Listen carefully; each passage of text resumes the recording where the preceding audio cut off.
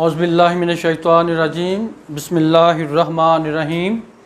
शौक़ तेरा अगर ना हो मेरी नमाज का इमाम, मेरा क़याम भी हजाब, मेरा सुजूद भी हजाब। माय डियर फ्रेंड्स, जैसा कि आप जानते हैं कि hope hospital and cancer research centre में जो किडनी की वर्कशॉप हो रही थी, आज उसका तीसरा लेक्चर है। पहले लेक्चर में हमने किडनीज़ की एनाटमी को, फिजियोलॉजी को, पैथोलॉजी को देखा था, और सेकंड जो हमारा लेक्चर था उसमें हमने टाइप्स ऑफ किडनी स्टोन्स को देखा था कि कितनी टाइप्स के किडनी स्टोन्स हैं। आज का जो हमारा लेक्चर है वो लिथोट्रिप्सी के हवाले से है कि पूरी दुनिया में कौन कौन सी प्रोसीजर्स हैं जो कि पथरी को तोड़ने के हवाले से और बाहर निकालने के हवाले से इस्तेमाल हो रहे हैं। अगला जो नेक्स्ट जो संडे को लेक्चर होगा वो इंतहाई अहम होगा। उसमें हम होम्योपैथिक मेडिसिन को डिस्कस करेंगे। उसमें हम होम्योपैथिक मेडिसिन को डिस्कस करेंगे कि होम्योपैथिक मेडिसिन से आपने कैसे ये यूरोलॉजी की इमरजेंसी में रोल अदा करना है। हमारी बहुत सारी ऐसी मेडिसिन हैं जो कि हाइड्रोनेफ्रोसिस के केसेस में बड़ा अहम रोल अदा करती हैं। जहाँ पर सर्जरी रिक्वायर्ड होती है वहाँ पर आपकी मेडिसिन काम कर जाती हैं। ठीक है, तो हम इंशाल्लाह नेक्स्ट जो लेक्चर हमारा होगा वो बहुत ज़्यादा इम्पॉर्टेंट होगा। सो माय डियर फ्रेंड्स, हम शुरू करते हैं लिथोट्रिप्सी। लिथो का मतलब होता है पथरी, स्टोन, और ट्रिप्सी का मतलब होता है तोड़ना, उसको पल्वराइज करना, उसको बारीक करना किसी चीज़ को, वो इसका ट्रिप्सी का मतलब होता है। लिथोट्रिप्सी यानी पथरी तोड़कर बाहर निकालने के पूरी वर्ल्ड में ये तकरीबन 4 डिफरेंट प्रोसीजर्स हैं जो कि इस्तेमाल होते हैं। सबसे पहला जो कि नॉन इन्वेसिव है, नॉन इन्वेसिव का मतलब होता है ऐसा प्रोसीजर जिसमें किसी किस्म की कोई सर्जरी नहीं होती, किसी किस्म का बॉडी में कोई होल नहीं किया जाता, कोई सुराख नहीं किया जाता, और बाहर से कोई ऐसी वेव्स गुजारी जाती हैं जिनसे पथरी टूटकर निकलती रहती है पेशाब के रास्ते। क्या कहते हैं इसे सर?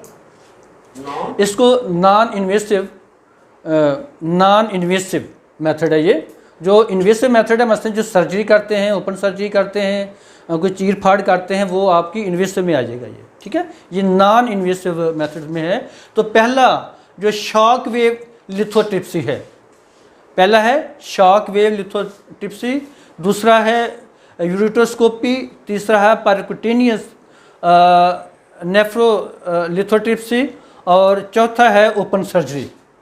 आज हम इनको डिटेल से डिस्कस करते हैं। जो शॉक वेव लिथोट्रिप्सी है, इसमें ये एक मशीन होती है लिथोट्रिप्टर जिसको कहते हैं। ठीक है, बहुत बड़ी मशीन होती है। टेबल पे पेशेंट को लिटाया होता है, उसमें मशीन को किडनीज़ की जगह पे ला के वहाँ फिट कर दिया जाता है। तो ये जो लिथोट्रिप्टर होती है ये कुछ ऐसी साउंड वेव्स जनरेट करती है, साउंड वेव्स जनरेट करती है, पैदा करती है साउंड वेव्स, और इन्हीं साउंड वेव्स को शॉक वेव्स भी कहा जाता है। शॉक वेव इसी के नाम से ये शॉक वेव्स हैं ये सारे। तो ये शॉक वेव लिथोट्रिप्सी, ये जो शॉक वेव्स हैं ये जाके स्टोन्स के ऊपर जब टकराती हैं तो उसको तोड़ देती हैं, तोड़ के छोटे छोटे ज़र्रों में तकसीम कर देती हैं। बाज़ का ऐसे हो जाता है। ये तरीका बड़ा अहम था, यानी काफ़ी ये 1980 से चला आ रहा था और बहुत ज़्यादा कामयाब भी ये था ये तरीका शुरू में। तो इसमें एक कबाहत ये आ रही थी कि सम टाइम ऐसे होता था कि कोई पथरी ज़रा उसका साइज़ बड़ा रहा तो वो आके वहीं से किडनी से तो टूट गए, किडनी से तो वो छोटे छोटे टुकड़े बन गए, लेकिन आगे आके वो पीयूजे या वीजूजे में आके फंस गए। तो उसने फिर हाइड्रोनेफ्रोसिस कर दिया, वो एक नई एमरजेंसी खड़ी होगी। ठीक है, वहाँ से, क्योंकि ये जो शॉक वेव लिथोट्रिप्सी है ये काम तो बड़ा अच्छा करती है, लेकिन ये जो मोटे लोग होते हैं उनके ऊपर ज़रा वेव्स का गुजरना मुश्किल होता है, प्रॉब्लम आती है। दूसरा, ये जो किडनीज़ एंड अपर यूरेटर का जो हिस्सा है वहाँ पर ये बड़ा अच्छा काम करती है। जैसे ये किडनीज़ है, इसका यहाँ से लेकर आधा से ऊपर का जो हिस्सा है, ये अपर पार्ट इसका, यहाँ पर तो बड़ा अच्छा काम करती है, लेकिन निचले वाले पोर्शन पे आके ये इसमें कुछ ज़रा प्रॉब्लम आ जाती थी। तो इसलिए फिर अच्छा, इसी को शॉक वेव लिथोट्रिप्सी को ESWL के एब्रीविएशन से भी याद किया जाता है। ESWL extra corporeal shock wave lithotripsy. Extra corporeal shock wave lithotripsy, extra corporeal का मतलब होता है जो बॉडी के बाहर, जिस्म से बाहर से जो आप प्रोसीजर कर रहे हैं उसको एक्स्ट्रा कार्पोरियल कहा जाता है। ठीक है, तो ये हमारा एक शॉक वेव्स के हवाले से जो हम पत्थरी को वो तोड़ते हैं, तोड़ा जाता है, यूरोलॉजिस्ट तोड़ते हैं। होम्योपैथी में तो हमने मेडिसिन से काम चलाना है अपना। नेक्स्ट आ जाता है यूरेटेरोस्कोपी।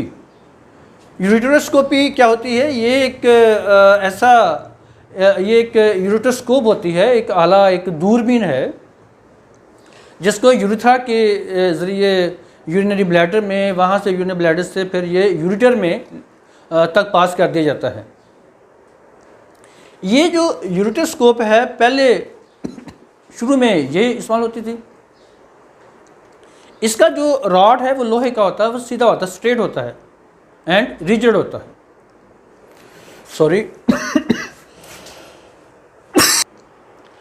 और ये यूरेटर तक और मसानी के स्टोन्स को तोड़ने के लिए तो बड़ा बेहतरीन ज़रिया था, बड़ी आसानी के साथ ये वो टूट जाते थे। लेकिन कुछ स्टोन जो किडनी में होते थे, क्योंकि ये लोहे का राड होता था, ये मोड़ नहीं सकता था, किडनी तक पहुंचना इसके लिए मुश्किल होता था। तो फिर इसी की एक एडवांस और चीज़ RIRS retrograde intrarenal surgery,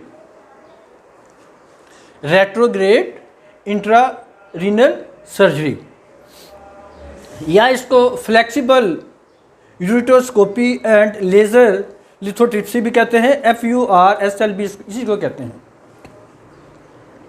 basically ये यूरेटोस्कोपी की एडवांस शक्ल है। इसमें ये होता है कि इसमें जो दूरबीन के आगे जो अगला राड लगा होता है वो प्लास्टिक का होता है और वो नाली फ्लेक्सिबल होती है। होता यूँ है कि ये यूरिनरी ब्लैडर से भी स्टोन तोड़ती है, ये जाके यूरेटर से भी स्टोन तोड़ती है, ये जाके किडनीज़ में जाके इसको जिधर मर्जी चाहे मोड़ सकते हैं, आप मूव कर सकते हैं। आप लोअर पोल पे भी लेके जा सकते हैं, मिडिल पोल पे भी लेके जा सकते हैं, किडनी के अपर पोल पे भी लेके जा सकते हैं, जो से मर्जी कैल्सिस में आप इसको तोड़ सकते हैं। तो इसके थ्रू फिर वो या तो लेज़र्स की बीम को मारते हैं, वहाँ पर लेज़र की बीम जब वहाँ मारते हैं तो ब्लास्ट होता है, वहाँ पर पत्थरी ज़रे ज़रे हो जाती है। फिर क्या होता है, इनके साथ एक छोटी छोटी बास्केट्स होती हैं, पत्थरी तोड़ी और बास्केट में डाली, फिर ऐसे खींची बाहर, तो ये 15-20 मिनट आधे घंटे में सारा प्रोसेस हो जाता है। इंतहाई ज़बरदस्त किस्म का ये प्रोसेस होता है। लेकिन इसमें भी थोड़ी सी एक और प्रॉब्लम आ जाती है कि इसमें थोड़ी देर लगती है, कम से कम 3 हफ्ते ज़रूर लगते हैं। 3 हफ्ते का ये प्रोसेस होता है और 1-2 हफ्ते के बाद जाके एक और वो सर्जरी उन्होंने करनी होती है लास्ट में, जो उन्होंने स्टेंट डाला होता है उसको भी निकालना होता है। अब 1 हफ्ते के बाद एक सर्जरी होती है, कुछ स्टोन वो तोड़ेंगे, कुछ शुरू में नहीं टूटते, ठीक है, कुछ फिर नेक्स्ट सिटिंग अगले हफ्ते, फिर नेक्स्ट सिटिंग, फिर अगले हफ्ते, इस तरह से 3 डिफरेंट सिटिंग्स में या 2 सिटिंग्स में, कम छोटे स्टूडेंट्स हैं तो 1-2 सिटिंग में, बड़े हैं तो फिर 3 सिटिंग में जाके। तो इसमें करते क्या हैं कि किडनी से लेके तो आपके यूरिनरी ब्लैडर तक, मसाने तक एक प्लास्टिक का पाइप गुजार देते हैं साथ, जिसको क्या कहते हैं, स्टेंट कहते हैं। JJ स्टेंट इसी को कहते हैं, DG स्टेंट भी इसी को कहते हैं, DJ स्टेंट भी इसी को कहते हैं। डॉक्टर साहब नजर आ रहा है आपको?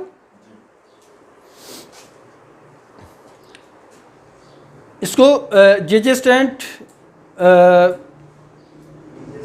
DG stent and DJ stent भी कहा जाता है। ये जो स्टेंट है ये इसको मसलन यूरेथ्रा के थ्रू पास करके यूरिनरी ब्लैडर में लेके जब आते हैं तो वहाँ से फिर ये होता है कि डॉक्टर अपनी सर्जरी करता है, पत्थरी को तोड़ता है जैसे भी वो कर रहा है सारा, तो ये साथ जो यूरिन है इसका फ़्लो नॉर्मल तरीके से रहता है, कोई इन्फेक्शन वगैरह भी का भी ख़तरा वहाँ पर नहीं रहता इस तरह से। तो ये इसमें चूँकि कोई 3-4 हफ्ते लग जाते हैं। तो नेक्स्ट जो फिर एक और ऐसा मेथड आता है यहाँ पर, परक्यूटेनियस नेफ्रोलिथोट्रिप्सी। ये एक ऐसा प्रोसीजर है कि इस प्रोसीजर में क्या करता है सर्जन कि इसमें वो ये करता है, परक्यूटेनियस का मतलब होता है स्किन के अंदर से, परक्यूटेनियस मीन स्किन के अंदर से बैक में, किडनी की बैक में जाके, किडनी की बैक में जाकर तो वहाँ पर एक छोटा सा सुराख कर दिया जाता है जो कि जाके किडनी के पेल्विस में खुलता है। कहाँ खुलता है? किडनी के पेल्विस में खुलता है। तो वहाँ पर जाके जहाँ भी पथरी होती है तो फिर वो लेज़र की वो जो वेव्स हैं उनको वहीं से गुजार के वहीं तोड़ दिया जाता है।